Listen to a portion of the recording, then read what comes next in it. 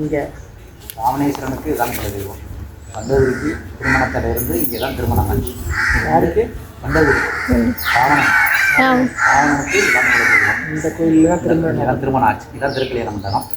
அதாவது சுவாமி வந்து அம்மன்கிட்ட வந்து சிவபெருமான் உபதேசம் பண்ண இடம். அதான் திரு என்றால் அழகு, உத்தரம் என்றால் உபதேசம், கோஷம்னா ரகசியம், மஞ்சள்னா சென்பாடு. நம்ம தான் வர முடியாது. அந்த டைம் வந்து அவராக பரிகாரம் தான். நவக்கிரகங்கள் கிடையாது. சனீஸ்வரன், மஞ்சள், சூரியன் அதுக்கு வந்து போனால் அவங்க குடும்பத்தில் ஆட்சி நல்ல காரியம். திருமணக்கலை, கல்வி, செல்வங்கள், குழந்தைகளுக்கு எந்த ஒரு தோஷங்களாக இருந்தாலும் விமோசனம், பாவ விமோசனமான இடம். நவக்கிரகங்களுக்கு ஏற்பாடுன்னா நவக்கிரகங்கள் கிடையாது.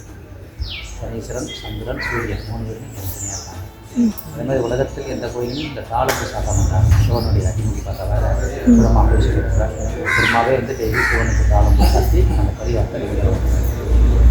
தமிழ் வந்து உலகத்தில் முதல் கோயில். அதனால தான் இங்கே வந்து தாளம்பூக்கும் பாபம் விமோசனமான இடம். நவக்கிரகம் இல்லாத ஸ்தலம். நவக்கிரகம் கிடையாது. நவக்கிரகங்கள் ஏற்படணும்னு அந்த கோயில் உற்பத்தியாச்சு. ராமாயண காலத்துக்கும் ஏற்பட்ட கோயில்.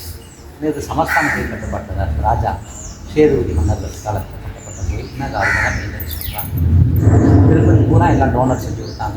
பூரா கோயம்புத்தூர்